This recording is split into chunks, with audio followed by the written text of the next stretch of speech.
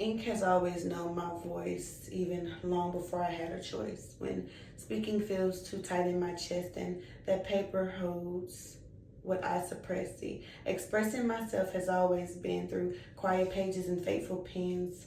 Writing it down and letting it out, it loosens that fear and it silences my doubts. I've sat in therapy, still in bare, naming wounds I carried there. I've traced the hurt back to its roots and learned where my pain took shoot. But even then, when words fall short, when talking feels like a fragile sport, I run to black and white again, to sacred space of page and pen, because I can say more when I write it down.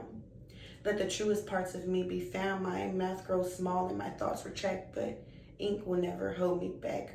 So when I speak, I measure my pain, and when I write, I let it all rain. And every ache I couldn't show, finally I've given it that room to grow. So I used to hate the lonely air, those hollow rooms, that empty chair. See, loneliness felt sharp and loud, like standing small inside a crowd. But solitude became the place where God would meet me face to face, where silence wasn't just alone. It was a sacred healing zone. But still, I pushed people away by mistake. Even when my heart begged them to stay, I would flinch at love and pull back fast.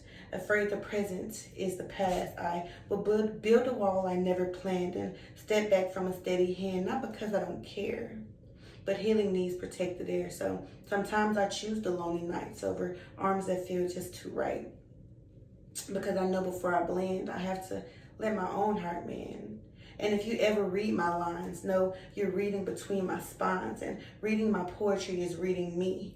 No mask, no guarded mystery. You'll see how sensitive I am, how deeply every feeling lands, how loud my quiet heart can be, and how much passion lives inside of me. You'll see how big my heart expands, how fiercely love fills both these hands, how I don't have feel, don't have try. I love depth or not at all. I fly. My poems are pieces of my skin where I've let the realest parts begin. Every stanza, every plea.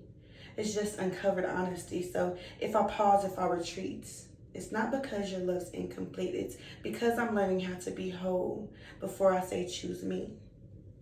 So line by line, my soul grows clear. Less ruled by doubt, less ruled by fear.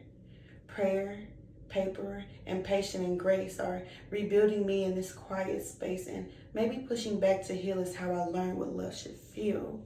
Maybe the pause is not a loss, just God reshaping what love cost. This one is called Poetry is My Skin. I have did this poem about 20 times, and this